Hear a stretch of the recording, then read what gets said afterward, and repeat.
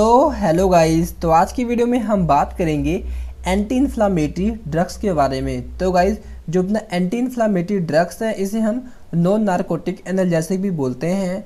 और anti inflammatory agent बोले तो ड्रग, या हम बोल सकते हैं ड्रग्स या बोल सकते हो एजेंट, दोनों का मतलब एक ही है। गाइस, एंटी इन्फ्लामेटरी मतलब क्या होता है? एंटी मतलब क्या होता है गाइस? अपोजिट, या हम बोल सकते हैं अपोज। किसी के भी आगे एंटी लग जाना ना, उसके अपोजिट ही काम करेगा। तो यहाँ पे इन्फ्लामेटरी के आगे लगा है तो हम बोल सकते हैं ये इन्फ्लामेशन के अगेंस्ट में काम कर रहा है। इन्फ्लामेटरी क्या होता है गाइस? इन्फ्लामेशन। तो इन्फ्लामेशन क्या होता है? ये अपनी एलर्जिक रिएक्शंस होती हैं, जैसे अपनी स्वेलिंग हो गया, रेडनेस हो गया, पेन हो गया, फीवर हो गया। और गाइस, जो अपना पेन है इसको ट्रीट करने के लिए जो हम मेडिसिन है, जो ड्रग यूज़ करते हैं, उस ड्रग को हम बोलते हैं एनाल्जेसिक। और जो फीवर को ट्रीट करने के लिए जो हम मेडिसिन यूज़ करते हैं, या हम बोल सकते हैं जो ड्रग यूज़ करते हैं, उसको हम बोलते हैं एंटीपायरेटिक। सिंपल है, ये कॉमन सी बातें हैं, आपको पता होना चाहिए। तो देन हम बात करते हैं इसके डेफिनेशन के बारे में। This are those agent which are use to treat inflammatory response, जैसे पेन एंड फीवर। तो हम बोल सकते हैं ये एक ऐसे एजेंट होते हैं या ड्रग्स होते हैं जो अपने ट्रीट करते हैं इन्फ्लामेटरी रिस्पॉन्स में, जैसे पेन हो गया, फीवर हो गया। हमने यहाँ पे कॉमन लिया है, इसके अंदर और भी होते हैं, स्वेलिंग होती है, इन्फ्लामेशन होता है, रेडनेस होता है, ठीक है। बट यहाँ पे हमने कॉमन लिया है पेन एंड फीवर। और ये कंटेन करते हैं एनाल्जेसिक एंड एंटीपायरेटिक, ठीक है। एंटीपायरेटिक किसके लिए यूज़ करते हैं? फीवर के लिए, और एनाल्जेसिक पेन के लिए, ठीक है। और गाइस, जो एंटी इन्फ्लामेटरी ड्रग्स होते हैं ना, इसकी दो कैटेगरी में डिवाइड होते हैं। एक हमारे पास है स्टेरॉइडल ड्रग और दूसरा हमारे पास है non steroidal drugs.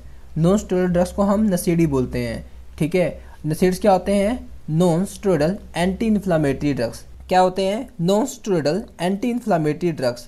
But guys, इन दोनों में डिफरेंट क्या है? ये स्टेरॉइडल ड्रग्स क्यों हैं, ये अपने नॉन स्टेरॉइडल ड्रग्स क्यों हैं? डिफरेंट गाइस एक चीज़ क्या है, वो है अपना स्टेरॉइडल रिंग का। जिस ड्रग के अंदर अपने ये रिंग्स प्रेजेंट होते हैं उसको हम बोलते हैं स्टेरॉइडल एंटी इन्फ्लामेटरी ड्रग्स। और जिस ड्रग के अंदर अपने ये रिंग प्रेजेंट नहीं होते हैं उसको हम बोलते हैं non steroidal anti inflammatory drugs. Simple है। एग्जांपल आप ले सकते हो मॉर्फिन हो गया और कोडीन हो गया, और इसमें एग्जांपल आप ले सकते हो एस्पिरिन हो गया और अपना आइबुप्रोफेन हो गया। सिंपल है। तो देन हम बात करते हैं इसके बाद मैकेनिज्म के बारे में। तो सपोज मान लीजिए हमारा क्या है, सेल मेम्ब्रेन है, ठीक है। और जो सेल मेम्ब्रेन होता है मोस्टली किसका बना होता है? फॉस्फोलिपिड का बना होता है, ठीक है। सपोज मान लीजिए सेल मेम्ब्रेन पे ना कोई भी कारण से इंजरी हो जाती है, ठीक है। कोई भी कारण से क्या हो जाती है? इंजरी हो जाती है। तो हमारा फॉस्फोलाइपेज एक एंजाइम होता है, ये अपना एक्टिवेट हो जाता है। इसके एक्टिवेट होने से क्या होता है? ये अपना अराकिडोनिक एसिड इसे प्रोड्यूस करता है। इसके प्रोड्यूस होने से क्या होता है? जो अपने कॉक्स और डॉक्स हैं ये अपने एंजाइम्स होते हैं। कॉक्स क्या होते हैं? साइक्लो ऑक्सीजनेज, और लॉक्स क्या होते हैं? अपने लाइपो ऑक्सीजनेज, ठीक है। क्या होते हैं? कॉक्स क्या होता है? साइक्लो ऑक्सीजनेज, और लॉक्स क्या होता है? Lipo oxygenase. ये एंजाइम्स होते हैं, ये प्रोड्यूस करते हैं। जो अपना कॉक्स होता है प्रोड्यूस करता है प्रोस्टाग्लैंडिन, जिसे हम शॉर्ट फॉर्म में बोलते हैं पीजी। और जो अपना लॉक्स होता है, ये एंजाइम्स है, ये लॉक्स क्या होता है गाइस? लाइपो ऑक्सीजनेज, ये प्रोड्यूस करता है ल्यूकोट्राइन्स, ठीक है। इसी के कारण से क्या होता है? जो अपना फीवर है, पेन है, इन्फ्लामेशन होती है। सिंपल है। और गाइस, जो अपने दो ड्रग्स हैं, एक है स्टेरॉइडल ड्रग्स, एक है नॉन स्टेरॉइडल ड्रग्स, इसका यहाँ पे क्या रोल है? तो सपोज मान लो हमने ड्रग लिया है स्टेरॉइडल एंटी इन्फ्लामेटरी ड्रग्स। ये ड्रग्स क्या करते हैं? जो अपना फॉस्फोलाइपेज है ना, इसे इनहिबिट कर देते हैं। इसे इनहिबिट कर देंगे देन क्या होगा? जितना भी आगे का प्रोसेस होगा ना, वो होगा ही नहीं। हमें ना ही फीवर होगा, ना ही पेन होगा, ना ही इन्फ्लामेशन होगा। सिंपल है। और जो अपने सिलेबस में है non steroidal anti inflammatory drugs होते हैं, ये ड्रग्स क्या करते हैं? जो अपने कॉक्स और जो अपने लॉक्स एंजाइम्स है ना, इसे इनहिबिट कर देते हैं। इसे इनहिबिट करने से क्या होता है? और ना ही ये प्रोड्यूस करेंगे प्रोस्टाग्लैंडिन, और ना ही आगे का प्रोसेस होगा। सिंपल है। तो नेक्स्ट हम बात करते हैं इसी क्लासिफिकेशन के बारे में। तो गाइस, जो इसकी क्लासिफिकेशन है ये मेनली 4 कैटेगरी में डिवाइड हो रही है। तो फर्स्ट हमारे पास है नॉन सेलेक्टिव कॉक्स इनहिबिटर, और सेकंड है सेलेक्टिव कॉक्स 2 इनहिबिटर, और थर्ड है प्रीफरेंशियल कॉक्स 2 इनहिबिटर, और फोर्थ है analgesic antipyretic with poor anti inflammatory action. तो वन बाय वन हम बात करते हैं इसी कैटेगरी के बारे में। तो पहले हमारे पास है नॉन सेलेक्टिव कॉक्स इनहिबिटर। तो इसमें हमारे पास फर्स्ट ड्रग है एस्पिरिन है, जो कि डेरिवेटिव होता है सैलिसिलेट का। तो ये हमें प्रोड्यूस होता है, कैसे प्रोड्यूस होता है? बाय द एसाइलेशन, जो कि सैलिसिलिक एसिड और विद एसिडिक एनहाइड्राइड में होता है। देन जो इसका स्ट्रक्चर होता है गाइस कुछ इस प्रकार से है। देन हम बात करते हैं इसके बाद मैकेनिज्म एक्शन के बारे में। ये इनहिबिट कर देता है एक्टिविटी ऑफ एंजाइम से। कौन सी एंजाइम की एक्टिविटी को इनहिबिट करता है? कॉक्स के। कॉक्स को हम बोलते हैं साइक्लो ऑक्सीजनेज, और जो अपना साइक्लोऑक्सीजनेज एंजाइम्स होता है यही प्रोड्यूस करता है अपना प्रोस्टोग्लैंडिन, जिससे क्या होता है, इन्फ्लामेशन होती है, स्वेलिंग होता है, पेन होता है एंड फीवर होता है। तो यूजेस की बात करें तो ये रिड्यूस करता है पेन को, स्वेलिंग को। कैसे करेगा? By the blocking of certain natural substance in the body. ठीक है, जो क्या करेंगे, जो नेचुरल सब्सटेंस होंगे ना ब्लॉक कर देंगे, जिससे क्या हुआ, ना ही हमें पेन होगा ना ही स्वेलिंग होगी। सिंपल है। और इसको हम यूज़ करते हैं रिड्यूस पेन को रिड्यूस करने के लिए, स्वेलिंग के लिए, इन आर्थराइटिस। आर्थराइटिस क्या होता है, इस गठिया। ठीक है, और ये प्रिवेंट करते हैं ब्लड क्लॉटिंग से अगर हम लो डोज में लेंगे तब। तो नेक्स्ट ड्रग हमारे पास है मिफेनामिक एसिड। तो ये अपने नसेड्स होते हैं with analgesic, inflammatory, antipyretic property होती है इसके अंदर, और ये इनबिट कर देते हैं कॉक्स को। कॉक्स यानी कि साइक्लोऑक्सीजनेज। तो देन जो इसका स्ट्रक्चर है कुछ इस प्रकार से है। तो देन हम बात करते हैं सिंथेसिस के बारे में। तो इसमें हम करते क्या हैं, जो अपना ऑर्थोक्लोरोबेंजोइक एसिड होता है, एसिड को हम गाइस एक ऊपर नेगेटिव पाथ होगा ना तो इसे हम बोलते हैं एसिड। एसिड हम शॉर्ट फॉर्म में ऐसे लिखते हैं।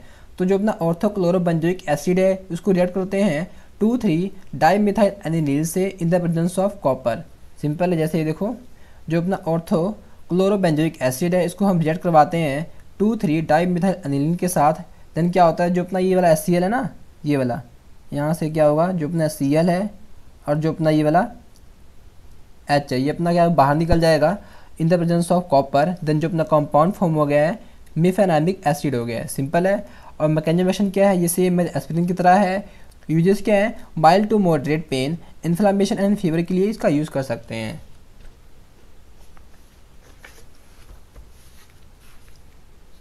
तो नेक्स्ट ड्रग हमारे पास है एबुप्रोफेन। ये अपने प्रोपनोइक एसिड के डेरिवेटिव होते हैं, नसेड्स होते हैं with analgesic, anti inflammatory and antipyretic के प्रॉपर्टीज़ के अंदर होती है। सिंपल है। देन गाइस जो इसका स्ट्रक्चर है कुछ इस प्रकार से होता है। देन हम बात करते हैं इसके सिंथेसिस के बारे में। तो इसमें हम जो पहला कंपाउंड लेते हैं आइसोब्यूटाइल बेंजीन लेते हैं, इसको रिएक्ट करवाते हैं एसिटाइल क्लोराइड के साथ इन the presence of aluminium tetrachloride. इसमें क्या आता है, फिडल क्लास एसाइलेशन होता है। सिंपल है। यहाँ पे क्या हो, जो अपना कंपाउंड फॉर्म हुआ है पैरा आइसोब्यूटाइल एसीटोफिनोन हो गया है। देन इसको रिएक्ट करवाते हैं HCN के साथ। जैसे ये देखो, ये अपना क्या है, ये डेल्टा नेगेटिव है, ये अपना क्या है डेल्टा पॉजिटिव है। देन जो अपना H वाला है ये क्या है, अपना पॉजिटिव वाले होते हैं, CN क्या है नेगेटिव वाला है। जो अपना पॉजिटिव वाला है ये अपना अटैक कर देगा ऑक्सीजन के ऊपर, और जो CN है ये अटैक कर देगा ये कार्बन के ऊपर। देन जो अपना कंपाउंड है कुछ ऐसे फॉर्म हो जाएगा। ठीक है ना, ये अपना H यहाँ पे अटैक कर दिया, अपना OH फॉर्म हो गया है, और जो CN है यहाँ के ज्वाइन हो गया है, और जो अपना CH3 कुछ ऐसे ही हुआ है, ये अपना क्या हुआ, इंटरमीडिएट फॉर्म हो गया है। देन यहाँ पे क्या होता है, जो अपना कंडेंस करवाते हैं HI और PA के साथ, और यहाँ पे क्या होता है, जो अपना हाइड्रोलाइसिस होती है। ठीक है, हाइड्रोलाइसिस होने से क्या होता है, जो अपना कंपाउंड फॉर्म हो जाता है एबुप्रोफेन हो जाता है। सिंपल है। तो नेक्स्ट हम बात करते हैं मैकेनिज्म एक्शन के बारे में।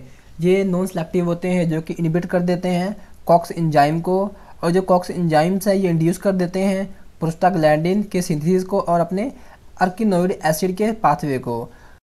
और इसके यूज क्या हैं, इसको हम रेमोनॉइड्स आर्थराइटिस के ट्रीटमेंट के लिए इसका हम यूज़ कर सकते हैं, और इसको हम यूज़ करते हैं माइल्ड टू मॉडरेट पेन और फीवर, और अपने गाउट के लिए भी यूज़ कर सकते हैं, और रिड्यूस पेन के लिए, फीवर के लिए, इन्फ्लेमेशन के लिए भी हम इसका यूज़ कर सकते हैं। तो नेक्स्ट ड्रग हमारे पास है कीटोप्रोफेन। तो ये जो कीटोप्रोफेन है ये अपना प्रोपेनोइक एसिड के डेरिवेटिव होते हैं, और नसेड्स के with analgesic antipyretic effect show कर देते हैं। ठीक है, कौन से ड्रग, कीटोप्रोफेन। तो गाइस जो इसका स्ट्रक्चर है कुछ इस प्रकार से फॉर्म हुआ है। तो देन हम बात करते हैं मैकेनिज्म एक्शन के बारे में। ये सेम एज आइबुप्रोफेन है, इसका मैकेनिज्म एक्शन क्या होता है, आइबुप्रोफेन की तरह सेम ही होता है, और इसके यूजेस क्या हैं, सेम एज आइबुप्रोफेन की तरह ही हैं। तो नेक्स्ट कैटेगरी हमारे पास है सेलेक्टिव COX-2 इनहिबिटर, कॉक्स यानी कि साइक्लोऑक्सीजनेज। तो इसमें हमारे पास फर्स्ट ड्रग है पेरिकॉप्सिब। तो गाइस जो इसका स्ट्रक्चर है कुछ इस प्रकार से फॉर्म हो रहा है। ये अपने सेलेक्टिव COX-2 इनहिबिटर्स होते हैं। सेलेक्टिव मतलब सेलेक्टिव यानी कि हमें पता है कि जो अपना ड्रग है ये कौन से रिसेप्टर पे जाके बाइंड हो रहा है। ठीक है, ऐसे ड्रग को हम क्या बोलते हैं, सेलेक्टिव बोलते हैं। ये अपने सेलेक्टिव COX-2 इनहिबिटर होते हैं, और ये अपने नसेड्स होते हैं, यानी कि इसके अंदर जो प्रॉपर्टी होती है एनाल्जेसिक भी होती है, एंटीपायरेटिक भी होती है, और ये अपने वाटर सोल्युबल होते हैं और इंजेक्टेबल प्रोड्रग होते हैं। तो इसका मैकेनिज्म एक्शन क्या है, ये इनहिबिट कर देता है COX-2 एंजाइम को और मेडिएट कर देता है प्रोस्टाग्लैंडिन के सिंथेसिस को। यूजेस क्या है, इसको हम शॉर्ट टर्म ट्रीटमेंट के लिए यूज़ कर सकते हैं। कब यूज़ करेंगे, आफ्टर एन ऑपरेशन, ऑपरेशन करने के बाद जो अडल्ट में पेन हो रहा होगा उसको रिड्यूस करने के लिए हम शॉर्ट टर्म ट्रीटमेंट के लिए इसका हम यूज़ कर सकते हैं। तो नेक्स्ट ड्रग हमारे पास है सैलिकॉप्सिब। तो क्या जो सैलिकॉप्सिब होता है ये अपने COX-2 इनहिबिटर्स होते हैं और इसके अंदर NSAID की प्रॉपर्टी होती है। देन गाइस जो इसका स्ट्रक्चर होता है कुछ इस प्रकार से फॉर्म हो रहा है और इसका मैकेनिज्म एक्शन क्या है, ये सेम एज पेरिकॉप्सिक की तरह ही है। यूजेस क्या है, इसको हम यूज़ करते हैं ट्रीट ऑफ पेन के लिए, इन्फ्लामेशन के लिए इन ऑस्टियोआर्थराइटिस। ऑस्टियो मतलब गाइस अपना बोन से रिलेटेड है और अर्थराइटिस क्या है, अपना एक गठिया है, ठीक है, वो भी क्या आती है, अपनी हड्डियों की बीमारी होती है। और यूज टू ट्रीट रेमिनोइड अर्थराइटिस के लिए भी हम इसका यूज़ कर सकते हैं। तो नेक्स्ट कैटेगरी हमारे पास है प्रीफरेंशियल COX-2 इनहिबिटर। इसमें हमारे पास फर्स्ट ड्रग है डिक्लोफिनेंस। तो जो डिक्लोफिनेंस है ये अपने NSAIDs with antipyretic and analgesic action होते हैं। हम बोल सकते हैं जो अपना डिक्लोफिनेंस है इसके अंदर एंटीपायरेटिक और एनाल्जेसिक की प्रॉपर्टी होती है। तो गाइस जो इसका स्ट्रक्चर है कुछ इस प्रकार से फॉर्म हो रहा है। तो देन हम बात करते हैं इसके बाद मैकेनिज्म एक्शन के बारे में। ये इनहिबिट कर देते हैं प्रोस्टाग्लैंडिन के सिंथेसिस को by the inhibiting COX-1 and COX-2। हम बोल सकते हैं दोनों एंजाइम को करते हैं, इनहिबिट कर देते हैं और आल्सो इनहिबिट कर देते हैं ये प्रोस्टाग्लैंडिन के सिंथेसिस को। यूजेस क्या है, इसको हम रिड्यूस स्वेलिंग के लिए यूज़ कर सकते हैं और इसको हम आल्सो यूज़ कर सकते हैं for the treat joint pain and muscle pain के लिए। तो नेक्स्ट ड्रग हमारे पास है एसिलोफिनेंस। तो जो एसिलोफिनेंस है इसका जो स्ट्रक्चर होता है कुछ इस प्रकार से फॉर्म हो रहा है। मैकेनिज्म एक्शन क्या है इसका, सेम एज डिक्लोफिनेंस की तरह ही है। यूजेस क्या है, इसको हम पेन रिलीफ के लिए यूज़ कर सकते हैं और आल्सो यूज़ कर सकते हैं इन्फ्लामेशन इन ऑस्टियोआर्थराइटिस के लिए। तो नेक्स्ट कैटेगरी हमारे पास है analgesic antipyretic with poor anti inflammatory action. तो इसमें हमारे पास ड्रग है पैरासीटामोल या हम बोल सकते हैं एसिटोअमाइनोफेन, इसका ये अलग नाम है। तो गाइस जो इसका स्ट्रक्चर है कुछ इस प्रकार से फॉर्म हो रहा है। तो देन हम बात करते हैं मैकेनिज्म एक्शन के बारे में। ये इनहिबिट कर देते हैं एक्टिविटी ऑफ एंजाइम की। कौन सा एंजाइम की एक्टिविटी को इनहिबिट करते हैं, COX की, साइक्लोऑक्सीजिनेज, ठीक है, जिससे क्या होता है ये जो अपने एंजाइम्स होते हैं फॉर्मेशन करते हैं प्रोस्टाग्लैंडिन के, सिंपल है। और इसके यूजेस क्या हैं, इसको हम एज ए एंटीपायरेटिक की तरह हम इसका यूज़ कर सकते हैं। एंटीबायोटिक किसके लिए होता है, फीवर के लिए होता है, ठीक है। सो गाइज आई होप आपको समझ आ गया होगा। तो फिर भी कोई भी डाउट रहता है तो आप कमेंट बॉक्स में पूछ सकते हो, मैं उसका रिप्लाई देने की कोशिश जरूर करूँगा। बाकी गाइज जो नोट्स है काफ़ी मैंने इजी बना रखे हैं, आपको डिस्क्रिप्शन में अवेलेबल करा दूंगा, आप जाके डाउनलोड कर सकते हैं। तो गाइज मिलते हैं नेक्स्ट वीडियो में।